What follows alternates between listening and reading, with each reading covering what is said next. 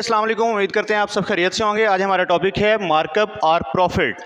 सबसे पहले डिस्कस करेंगे हम मार्कअप होता क्या है। मार्कअप वो अमाउंट है जब भी कोई शख्स अपने पैसे अपनी रकम बैंक में डिपॉजिट करता है तो बैंक उसे यूज़ करता है अपने मकसद के लिए, और उसके ऊपर जब वो शख्स से वापस लेता है तो बैंक एक्चुअल अमाउंट के साथ उस शख्स को खुद से कोई रकम देता है, उसके ऊपर फिक्स्ड रेट के ऊपर उसे प्रॉफिट दिया जाता है, जिसे हम मार्कअप का नाम देते हैं या इंटरेस्ट का नाम देते हैं, जो कि शरीयत के अंदर हराम है। उसे हम कहते हैं मार्कअप।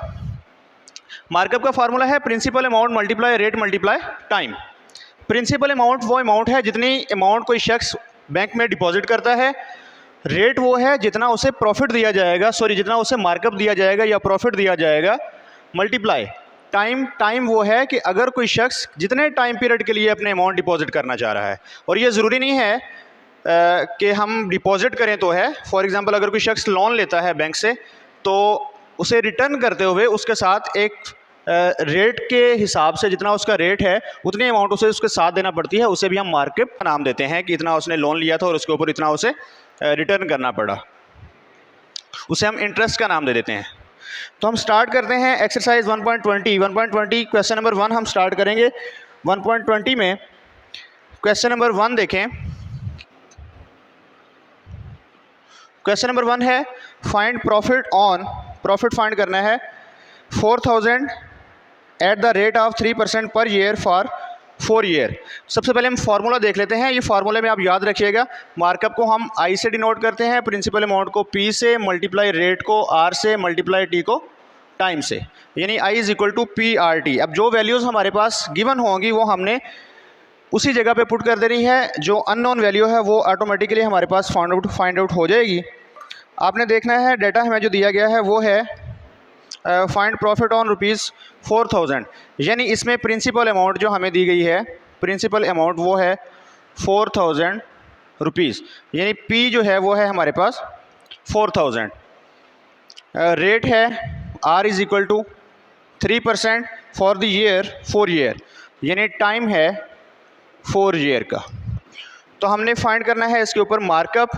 तो मार्कअप फाइंड करने के लिए I is equal to P R T, markup find करना है हमने। I is equal to P, principal amount है 4000, मल्टीप्लाई रेट है 3%, मल्टीप्लाई टाइम है 4 ईयर। तो ये बना 4000 मल्टीप्लाई, इसका परसेंट ख़त्म करेंगे नीचे 100 आ जाएगा, मल्टीप्लाई 4, 2 0 से 2 ज़ीरोज़ कैंसिल, 40 को 3 से मल्टीप्लाई करेंगे ये बनेगा 120, मल्टीप्लाई 4 से मल्टीप्लाई करेंगे 0, 4 2 ज़ार 8, 4 1 ज़ार 4, 480 रुपीज़, यानी जितना उसे मार्कअप पे करना है एक्चुअल अमाउंट के साथ वो है 480, यानी 480 रुपीज़ उसे मज़ीद पे करना पड़ेंगे। नेक्स्ट है इसी का क्वेश्चन नंबर 2। क्वेश्चन नंबर 2 के स्टेटमेंट देखते हैं। साउथ बोरोड ₹25,000, यानी इसमें प्रिंसिपल अमाउंट है 25,000 rupees from the bank at the rate of 6%, rate है 6% फॉर द ईयर 3 ईयर, यानी टाइम पीरियड है 3 ईयर्स का। Find markup of bank, bank कितना मार्कअप लेगा, यहाँ भी हम वही formula I is equal to P multiply R multiply T. I हमने यानी मार्कअप हमने फाइंड करना है, प्रिंसिपल अमाउंट है 25,000, मल्टीप्लाई रेट है 6/100, यानी परसेंट ख़त्म करके 100 लगाएंगे, मल्टीप्लाई 3, 2 0 से 2 0 कैंसिल, इसको हम मल्टीप्लाई कर देंगे 6 3 ज़ार 12, या फिर पहले इनको मल्टीप्लाई कर दें, 25 को 3 से मल्टीप्लाई करेंगे 75 आएगा, 75 और साथ में 0, मल्टीप्लाई 6 0 ज़ार 6, 6 5 ज़ार 30, 3 कैरी, 7 6 ज़ार 42 प्लस 3 45 रुपीज़, यानी 4500 रुपीज़ मार्कअप आया इसके अंदर। यानी एक्चुअल अमाउंट थी टोटल 25,000 जो उसने उधार लिए थे, यानी जब वो रिटर्न करेगा बैंक को तो बैंक को रिटर्न करने के लिए उसे 4500 रुपीज़ मज़ीद देना पड़ेंगे। नेक्स्ट देखते हैं question number 3। Find the principal amount invested by Riyaz in business. Principal amount हमने फाइंड करनी है, यानी पी की वैल्यू हमने फाइंड करनी है। If he receives A profit of rupees, profit अब प्रॉफिट को यहाँ हम पी से डिनोट नहीं करेंगे, प्रॉफिट यानी मार्कअप आई से डिनोट करेंगे। मार्कअप है उसको मिला 4200 रुपीज़ का इन ईयर, यानी टाइम पीरियड जो उसका है वो है 3 years और रेट है 10%। प्रिंसिपल अमाउंट हमने फाइंड करनी है। तो यहाँ देखिएगा सोल्यूशन में ये क्वेश्चन नंबर 3 है, इसी का सोल्यूशन देखते हैं। फार्मूला हम वही लगाएंगे, I is equal to P multiply R multiply T. अब यहाँ जो वैल्यूज़ हमारे पास हैं वो हम पुट कर देंगे। I की वैल्यू यानी मार्कअप उसे कितना मिला है या प्रॉफिट कितना है 4200। प्रिंसिपल अमाउंट हमने फाइंड करनी है, मल्टीप्लाई रेट है 10% और टाइम पीरियड है कितना 3 years का।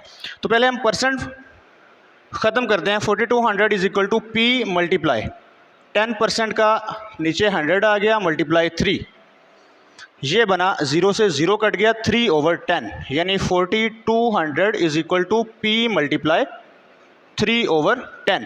अब चूँकि हमने प्रिंसिपल अमाउंट फाइंड करनी है, हमने प्रिंसिपल अमाउंट फाइंड करनी है, तो प्रिंसिपल अमाउंट के साथ जो इजाफी चीज़ है उसको हम शिफ्ट करेंगे दूसरी साइड पे। अब ये 3/10, ये 3/10 इधर मल्टीप्लाई हो रहा है प्रिंसिपल अमाउंट के साथ, इधर आके इसका रेसिप्रोकल आ जाएगा, यानी इधर आके बनेगा ये 10/3 multiply 4200 is equal to principal amount आ जाएगी।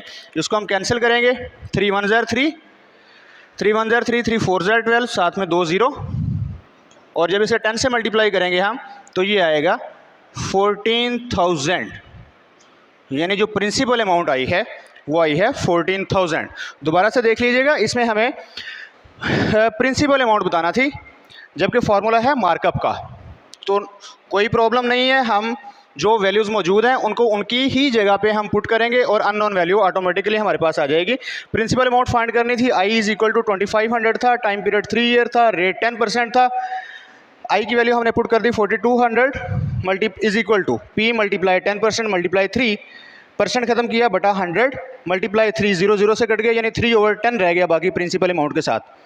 3/10 इधर मल्टीप्लाई हो रहा है, इधर आके क्या हो जाएगा 10/3 multiply 4200 is equal to P, 2 0 2 0 sorry 3 के साथ इसे कैंसिल करेंगे, 3 14 ज़ार 42, 2 0 साथ आ गए, यानी 1400 मल्टीप्लाई 10, ये बन गया 40,000। उम्मीद करता हूँ आपको ये क्वेश्चन तीनों समझ आए होंगे। अगर किसी किस्म का कोई कन्फ्यूजन है, कोई परेशानी है तो कमेंट बॉक्स में आप पूछ सकते हैं। बहुत शुक्रिया, जज़ाकल्लाह।